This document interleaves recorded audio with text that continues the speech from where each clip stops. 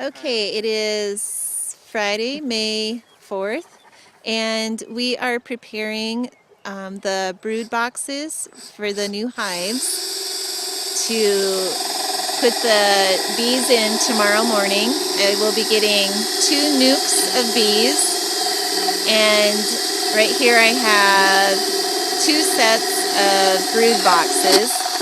So Rick is drilling the front holes into the 2 on the right would essentially be 2 stacking brood boxes for one hive, and then those 2 would be 2 stacking brood boxes for the other hive. And then we have just temporarily taken all of the frames out for drilling the holes, and then the white baseboard or the bottom board is right there, and that goes on the bottom. And then 2 of the brood boxes, and then there's an inner lid and then a cover that goes over the top. So we're just getting prepared for the bees to come in tomorrow. You want to just have those little entrance holes so they can go in and out easily and get a little bit of ventilation, because they can still come in the bottom where the bottom board is, where the base is. They can go in and out of that at any time. But then these other holes just provide another easy access for them, and also, like I said, a little bit of ventilation on hot days. Okay, so now we're going to assemble the hive boxes for tomorrow when we bring the nukes of bees in to install them into the hives. So we just drilled the holes in the top using a 1-inch drill bit to cut out those holes, and it doesn't have to be exactly 1 inch. I've seen smaller, like maybe a 3/4, and that was fine too, but they just need to be able to go in and out pretty easily. And then now we're setting up, we have the existing hive set up over there that we got a year ago, and that's doing great. And then we're adding 2 more tomorrow, and so we're just putting them right alongside there so they're facing the south, so they get a lot of sun exposure and as warm as possible for the cool days. And then the bees are very capable of keeping the inside of their hive warm and then cooling it down when they need to on very, very hot days in the summer.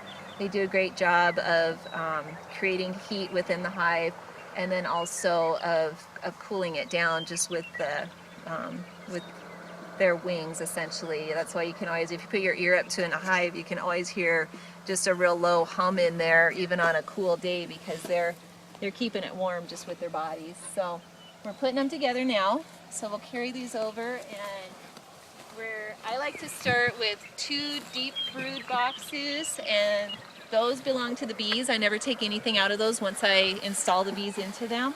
And then we're just putting all the frames in right now, but tomorrow when I bring the nukes of bees in, I will take out the same number of frames that the nuke has. So if there's 4 frames in a nuke, then I'll take the 4 middle frames out, put the nuke down in there, and probably also take out another frame or 2 just to provide a little bit of space in there.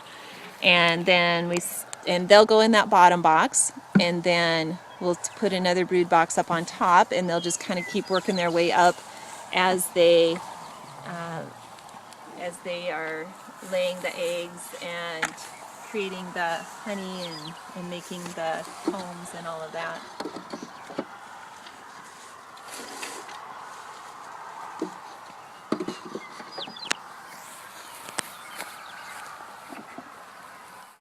Okay, so the frames are just pre-built frames. There's some local people that build these, actually a mother and her daughters that put these together for the gentleman that I buy my hive boxes from. His name is Jerry Owens. He's down at Rapid City.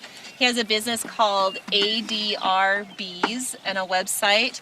A as in Apple, D as in Doug, R as in Rick, ADR Bees, and it's just adrbees.com.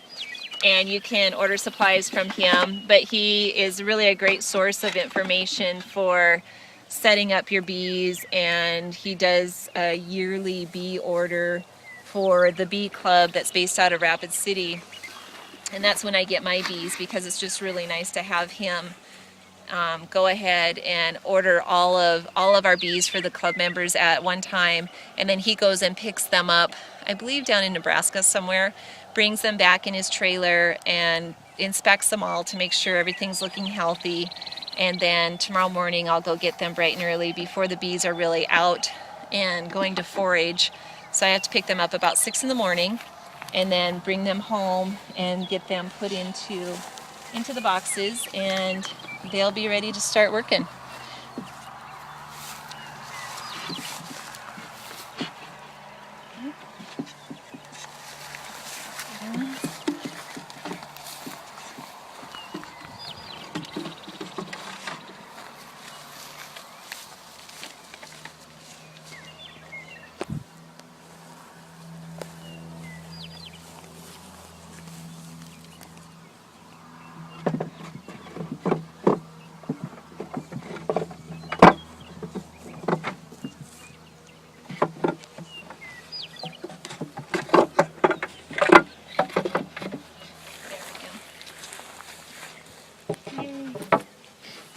Keep talking. Okay, so we put the 10 frames back in there, and then this is an inner lid.